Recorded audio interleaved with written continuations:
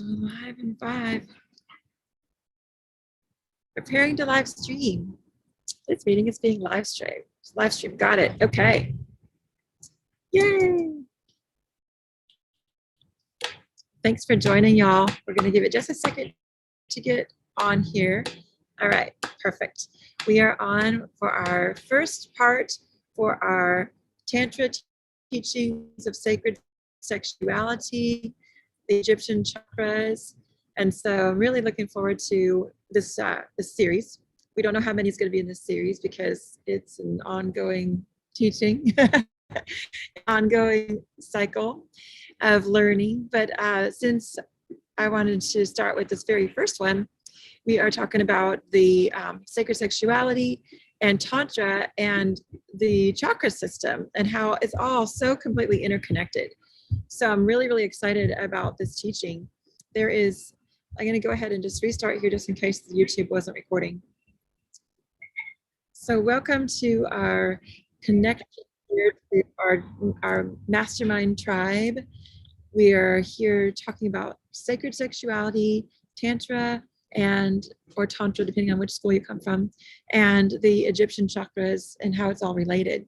So I am Lisa, Aiylah, Yoga for Love. I'm Jamie, Takata. We're here at an internet cafe on a swing teaching you today. So I'm really excited about this fun experience to teach you on a swing. So we have our group of mastermind ladies from our Follow Your Path and Purpose mentorship, one-on-one soul coaching and lifestyle training program on as well. And so I've been sharing a little bit off and on about my trip to Egypt recently, a sacred journey that I took across the world. And there was a lot leading up to it. So I'm going to just kind of go back and start at where I first began to learn about Tantra. I'm not going to do a whole lot of teaching on the Western chakras because it's not really relevant to this type of teaching because the chakra system is taught in so many different ways. You can take that in our Reiki training. And that's going to take you into a deep dive into the traditional teachings of the chakras, as well as the Vedic teachings from my perspective from the Vedas and the teachings of Sanskrita. But in this teaching, the connection to the chakra system is the connection to the divine masculine and the divine feminine. So the sacred sexuality connection of that divine connection within ourself, within other. And so that's really where I want to start is my own personal practice. And I'll share with you a little bit about that. But first, I'll just tell you a little bit about me in case you're just new to this channel and you're catching this recording. So I have been working with yoga and as part of the background of my life since I was 19 years old. And it's always been a practice that I've done for my own personal being, just for my own personal well-being. Nothing I ever took in a group or a class or anything like that until I was well into, after having kids and everything, and well into my 30s. So before that, I just practiced yoga on my own. And when I was a new mom, I was very granola. I started learning a lot about different types of things. Vegetarianism became one of my things that I started practicing back in 1998, 97, 96. I was pregnant in 97. And so I had my first child in 98. And then in 2000, I was looking for an alternative form of medicine for my mom, who was she had a metastatic breast cancer, and she was going through really stringent treatments. And she had a relapse or a recurrence of cancer. And so the cancer itself was metastatic, and the treatments were so harsh and so aggressive that I started really praying about ways to heal my mom. And I knew that the traditional Western treatments were going to kill her with all the cutting and the radiation and the chemo and just the negative environment in general. And so that's when I found Reiki. And so then I started studying Reiki. I had my second child in 2003, my daughter. And with her, the experience was very different because I had a lot more time under my belt of being vegetarian. doing energy healing. And so she came in when I was really into that practice on another level. And so I raised them as a young mother, and they were about 6 and 10 and a half, 11, when I decided I really wanted to deepen my path. I started working with whole food nutrition with a company called Juice Plus. I'm still with that company 12 years later. I love it. And then on another level, I met a woman who was sharing with me a little bit about the teachings of whole food nutrition, and I decided, okay, I'm going to dive deeper into that practice. So I decided to start a business with that company. It's been extremely sustainable for me.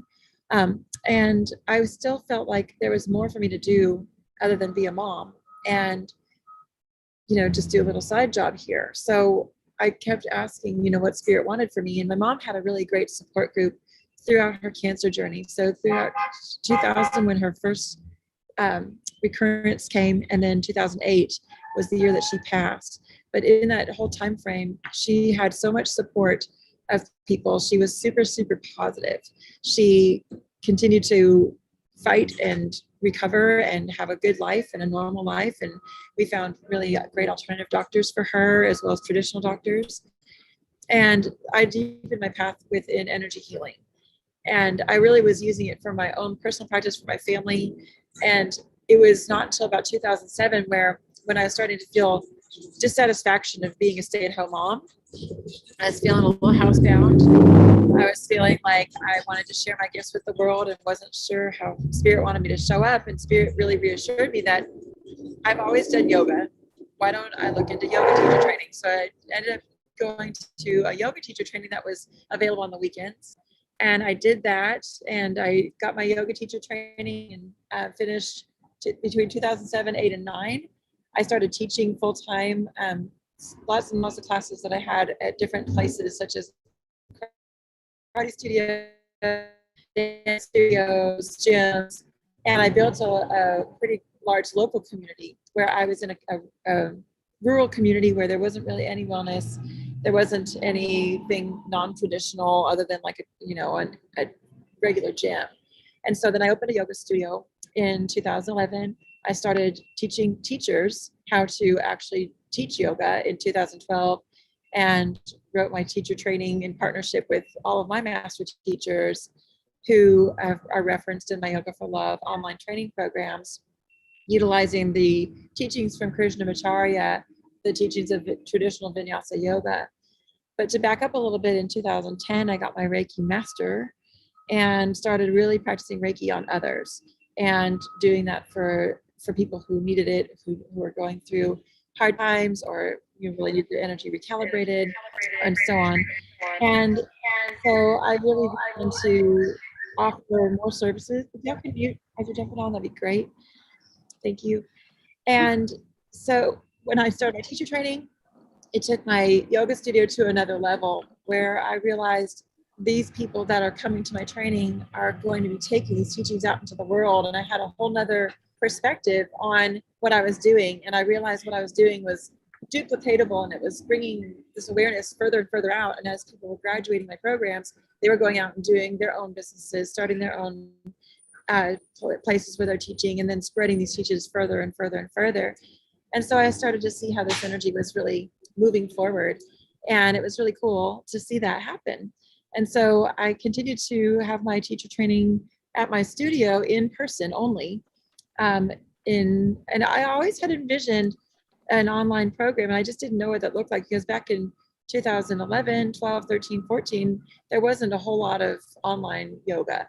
And so I just knew that there was a way to reach more people than in my little tiny rural community. And I knew my audience was wider and more global, but I didn't know what that looked like, because no one had really done that before, other than people that had like DVDs and stuff like that. But YouTube wasn't even that big back then.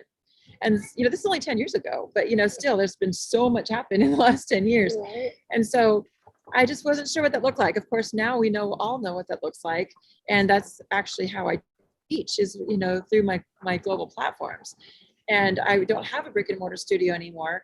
Thanks to the great goddess Kali Ma, she took our house and burned it, and it went all the way down to the foundation. And I was forced to make a decision. I could either stay keeping up with my yoga studio and going to work every day at the brick and mortar studio, or B, I could support my family and rebuild my home and find a place for them to live as a rental house and continue my online teacher training.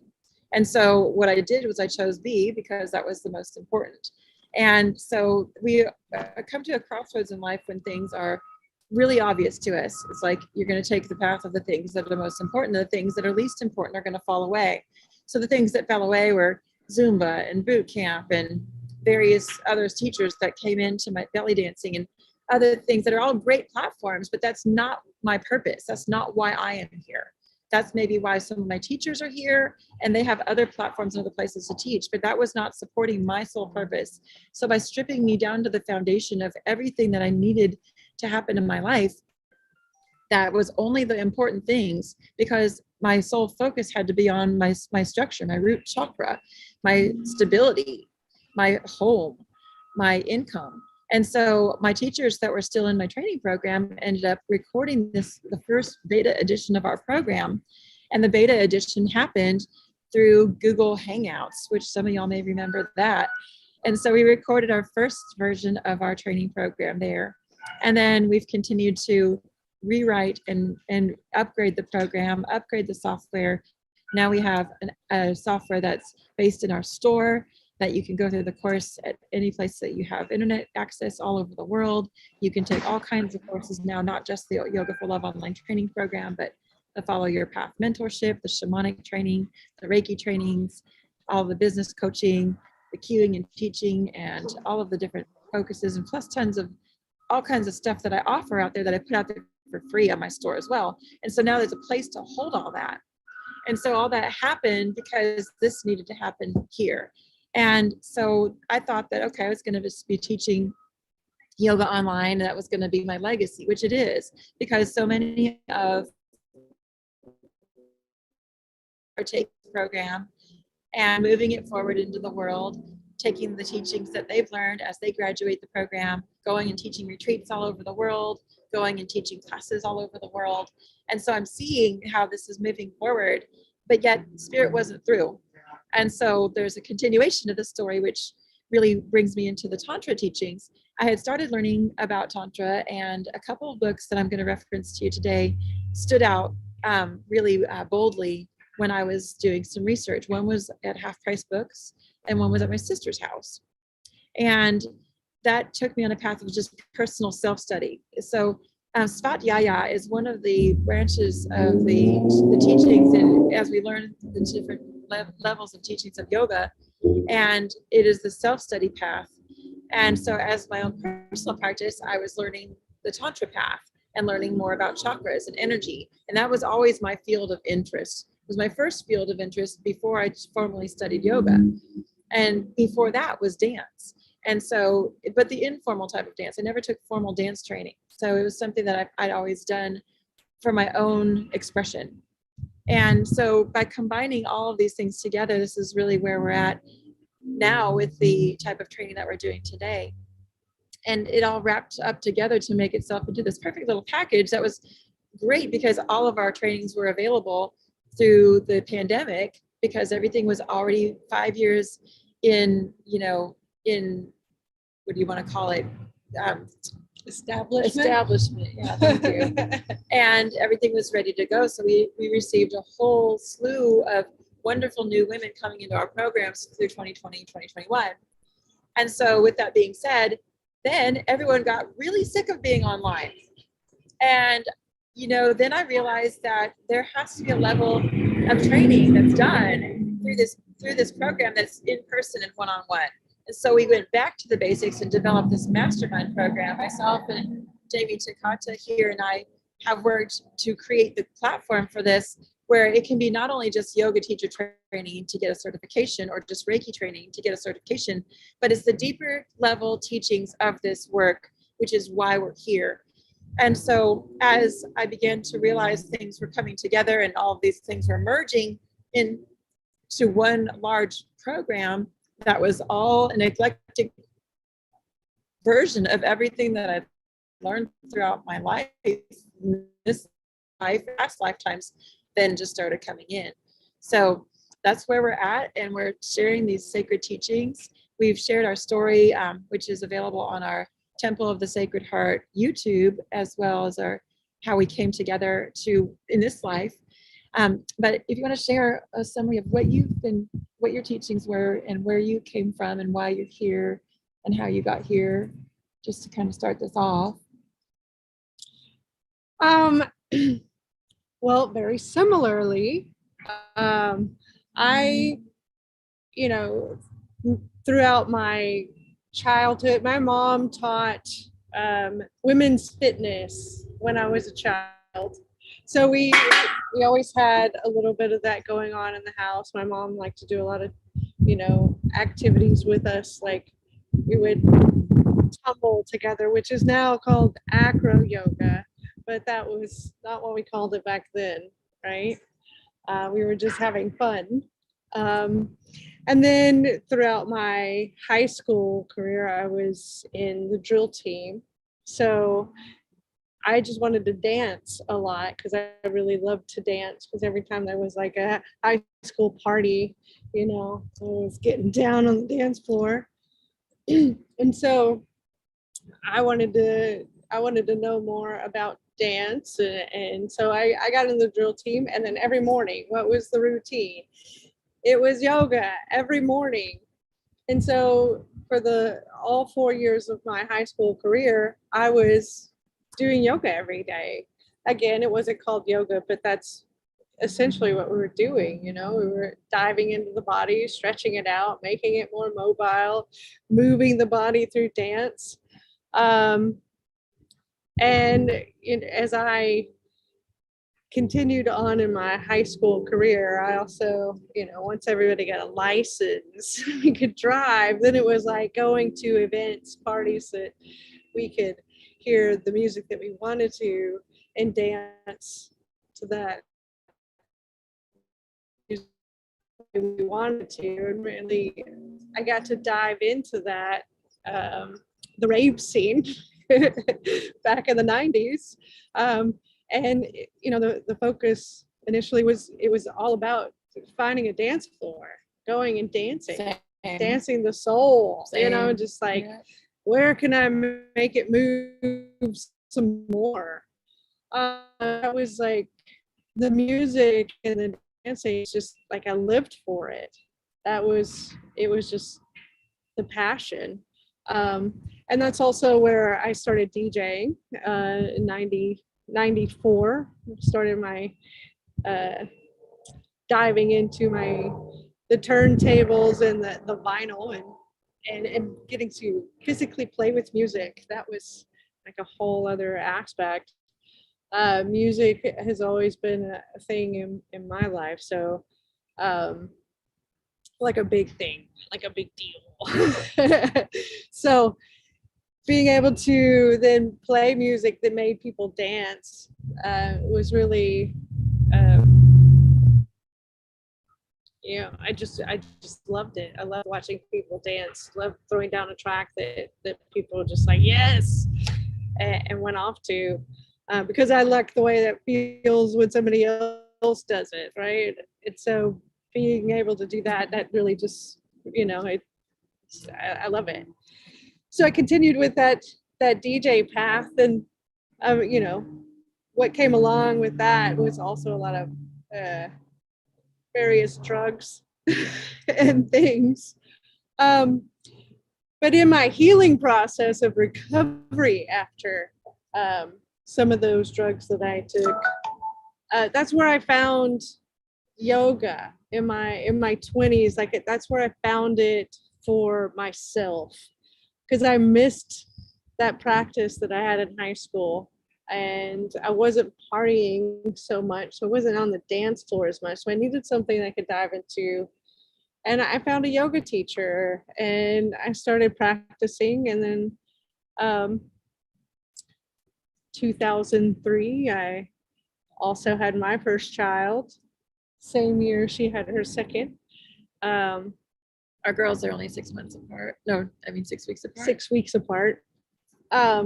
So at that point, I needed something.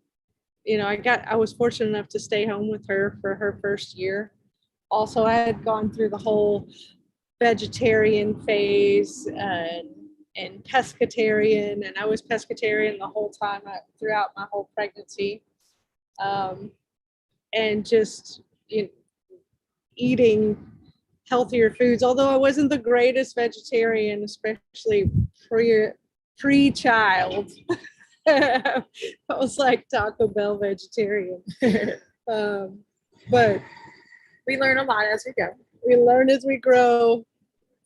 But yeah, after my daughter was born, I needed something that I could do that, I wanted a job, but a career, a path in which I could take charge of my own schedule and not have somebody else dictate when I had to be where and when I could be with my child. And I had been told many times, that I had just a touch that I should go and do massage, that I could, because I could just see it on people's bodies. So I did. I went and took massage classes in the evenings and on weekends, similar to the yoga training, right? And became a massage therapist, started doing that, and in the process learned more about my own body. And then honey spider. And that led me to dive even deeper into learning about the body and how we hold energy in different places in the body. And in about a year into my massage practice, I was kind of having a moment and praying for a guide, praying for a teacher, because I wanted more information, and I couldn't find anybody that actually knew anything energy we held there. And 2 days after, an emotional breakdown in my backyard, I had a yoga teacher show up on my massage table, and we clicked immediately. And 2 weeks later, she invited me to come work out of her studio, and I gave up my secure job, making not very much money doing my massage, to step out on my own, with her yoga studio being the a pool to pull from to do my work.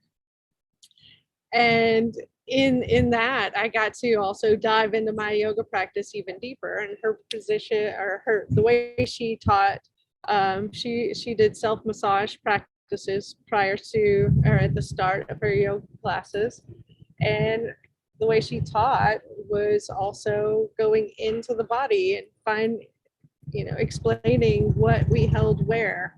So it was just like, divine intervention, alignment from the universe to bring us together, because she had all the things that I was seeking. But not only did I learn how to help other people from it, but it helped me dive deeper into my own body and heal myself from things that I hadn't even realized were there. I didn't even know how to get in touch with those aspects of myself prior to it. It's all energy. But it is all energy, and it woke it up, and I cried a lot for years. I cried a lot. I cried tears of purging things out of my being, and diving deep into my soul, and becoming more and more confident, and breaking old patterns, and standing up for myself, and getting out of narcissistic relationships, and all the things. I had my son in 2007. In 2008, I did my yoga teacher training with her, completed that, started teaching in 2009. This is the same woman that was on her table. Yes, at the very beginning. Same one who then I I moved to Austin in 2011. I stayed there for 2 years, but then I moved back in 2013. I came back to her studio, which was in Dallas. And at that point, she had decided it was time for her to move to Hawaii, and she wanted to train me to take over her position and some of her classes and clients, doing yoga therapy as well. So I began that process, training for the next 9 months. And the day after she left to go to Hawaii, and the day before I was to start teaching, I received a phone call from the new owner of the studio, that our relationship wasn't going to work. And that's when she told me to come pick up all of my things. So I picked up my things, but when I received that voicemail, I was actually fantasizing about my own space and what I would do with it. And 4 hours after getting that phone call, I actually had my own space, and I opened a week later and opened my own studio and started teaching yoga and bringing on teachers, teaching all the various things: dance, meditation, yoga, belly dancing. It's really interesting. Ecstatic dance. Your studio opened in 2015 or 14?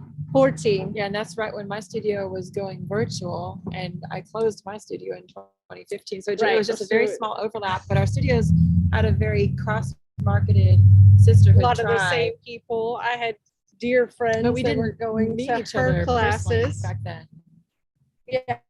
Yeah, we knew a lot of the same people. We were sitting in ceremonies with the same people. We just didn't meet. And yeah, continued that process of diving deep into running that studio. Yeah, and then we just began to see each other regularly in festivals and booths, and I was presenting at different festivals. Her booth was usually next to talk, and we decided to collaborate.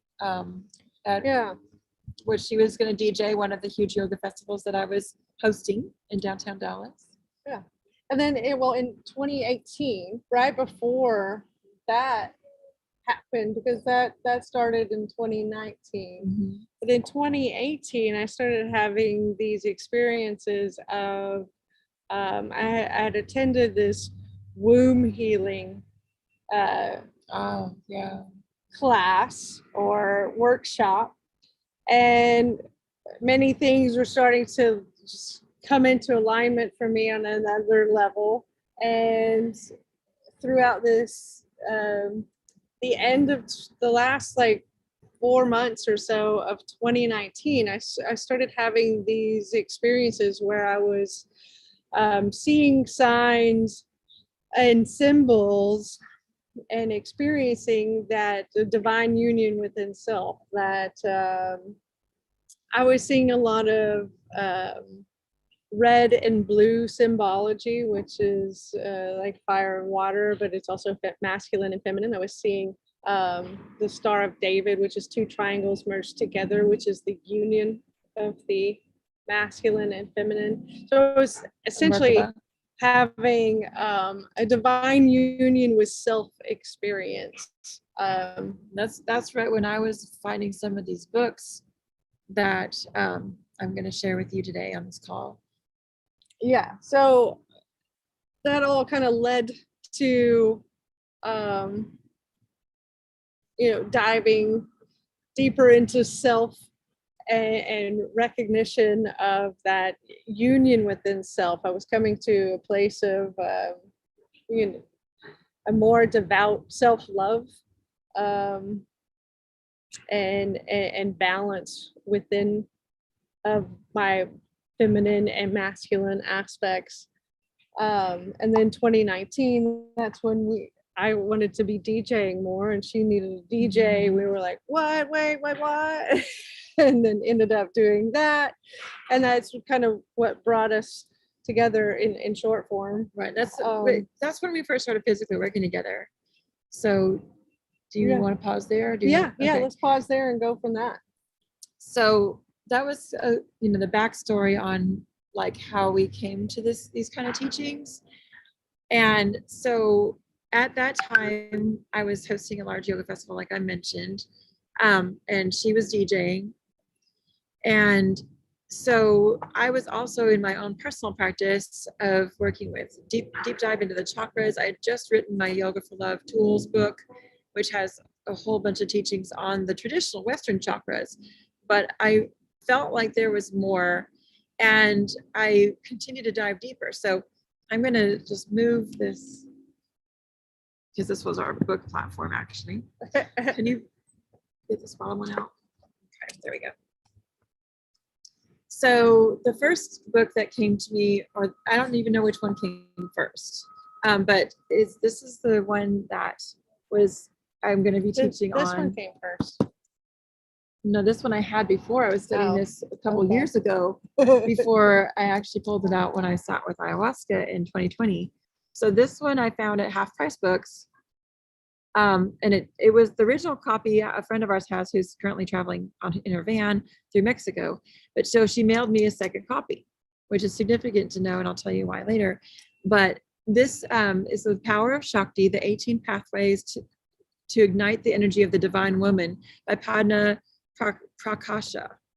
And so this Padma PRakasha, he is a teacher, a child prodigy, and he teaches in the Vedas, several different Tibetan languages, and he's led pilgrimages all over the world. And I didn't know who he was. The book actually just popped off the shelf to me, literally it didn't even have a spine, so it was literally blank. And I was like, what's that book? And I pulled it out. I'm like, oh, Shakti. Okay, yeah, I'm going to learn more about Shakti. So I just bought the book. And then right about that same time, my sister had this book, The Ancient Teachings of the Flower of Life, Volume 2. There's a first volume as well. As back from Egypt, and I actually got to see the flower of life carved into some of the oldest temple walls in the world. And so to have these things come together, when I didn't know what was in these books, obviously they were just sent to me. And so when the Power of Shakti came to me, it was somewhere around probably 2018, 2019. And I just started kind of reading it casually, because it has a lot of things in there, like meditations, breath work. It has a lot of backstory on the energy of the woman, the meaning of Shakti, what Shakti is, because Shakti is the divine power that comes from our source. There's a train right here, if you can't tell. So as PRakasha, which is our great energy that we are connected to. Gonna go. Just Pause. So just as we begin talking about Shakti, then you have this beautiful train energy, right? Because that is how Shakti works. Shakti works like the train energy. It's just going to go. You got to get on the fucking train. If you don't get on the train, it's just going to go anyway. And so I have always said that, like, this train is moving. You're going to either get on or you're not, and so this train is not stopping because someone can't keep up. She can keep up with me, but there's not a lot of people who can, and especially in that way with the sacred sexuality. And so I was looking to learn about my own self and my own being, and how to connect to that Shakti energy, which is the divine masculine feminine connection, which is the Shakti energy and the energy of sexual creation. The energy that is the strongest, deepest, most integral life force on the planet. And it's what charges up the Merkaba of our own being, which is like she mentioned, the Star of David, the upward facing triangle and the downward facing triangle. Those combinations of energy and all those points within our being is our own light body.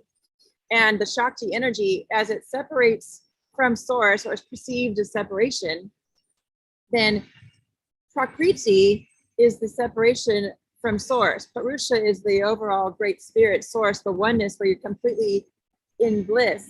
And as it separates, Shakti is the one who makes the energy move. She is the force that makes everything into being.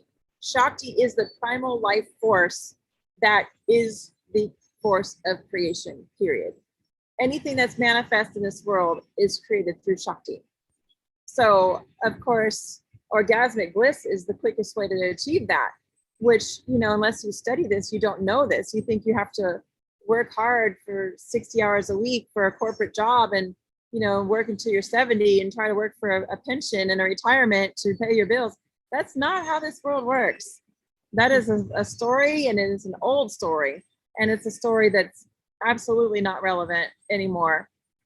Because when you have the key to life, which is the secret ancient flower of life, the teachings of the flower of life itself, the key of life, then we connect to that life force energy and everything unfolds for us. We begin to quantumly manifest everything that is in our vision because it's already here. And so as these teachings began to come in, I didn't know any of this from my own personal experience. I had heard some of these things were, you know, like the law of attraction and things like that. And I'd read lots of law of attraction books and studied The Secret. And it's even, you know, required reading in my training courses, the 4 agreements, you know, some of these very traditional teachings.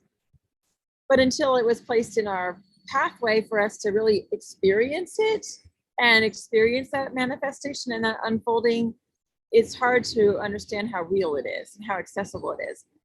The experience through Shakti is also manifest through birth.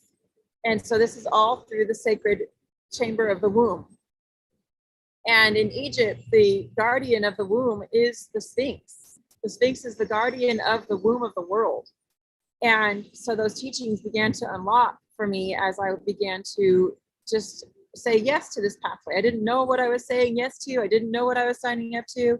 You know, we can't tell what that looks like. No, but well, yeah. So in 2018, when I did go to this room, right, we did a little guided meditation, and the idea was to come to a door, and this door was actually the entrance to the womb, and then you were to go through the door and then describe what you saw in the womb. My experience was I was standing outside of a golden pyramid, and when I walked into the pyramid, there were hieroglyphs all over the inside of the walls with a holy grail sitting in the center of the pyramid on a pedestal. And then I had a vision of a scarab beetle come in front of me and then disappear into like stardust. And then I saw a vision of a male lion and a female lion facing each other on the side, like on each side of the grail. And then afterwards, I had a vision of a falcon come to me, and this whole, which is like the divine masculine and divine feminine. The holy grail is like the womb as well. So it's just all this symbology, significance that it inspired me to actually create a quick image on some we'll share that with our Telegram. Yeah, because I had to like get it out of my head what I saw. I had to, you know, make a little, I hit like on my phone on Photoshop. It's super accurate though, which is so crazy. It's so accurate. Little did I know what the information I was receiving really was, you know, like I understood it to a certain level, but now it means so much more than what I could have ever anticipated. Because those symbols were symbols at the time, but now we understand what they really mean. And so that's what happens when you start following and listening to spirit. Is like you're just gonna just do it, and you're like, I don't really know what this means. I'm just gonna follow this. And so I just got to like maybe chapter 4, and then I literally put this book down for several years.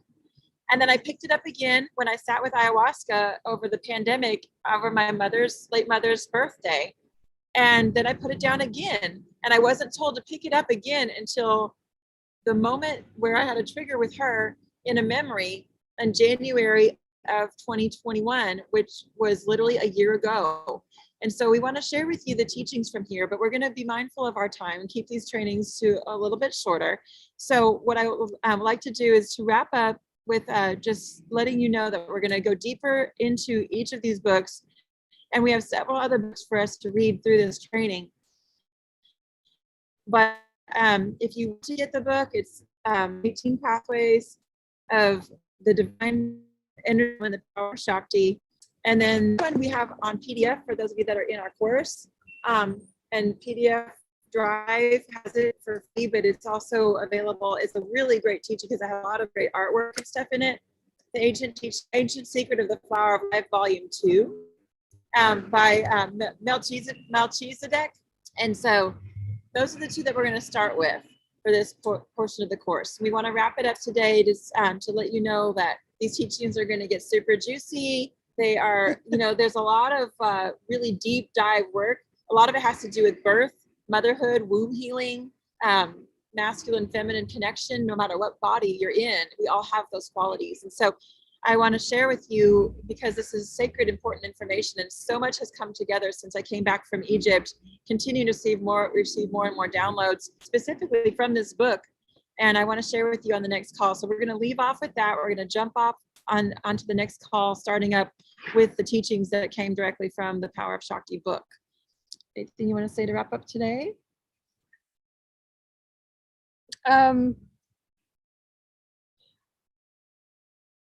Just if you're not familiar with that, some of the divine feminine, divine masculine energies, as far as like the duality, just go do like a quick image search on Google for divine union or divine masculine. We're going to go refer you for deeper teachings to our Telegram channel, which is Inner Goddess Retreats, Temple Sacred Heart, because I don't want you to I don't want people going into a scroll hole into the internet and just pulling up random shit. And so we'll drop it in our Telegram. I've got to go because my battery's going to die. We've got to end this call. And so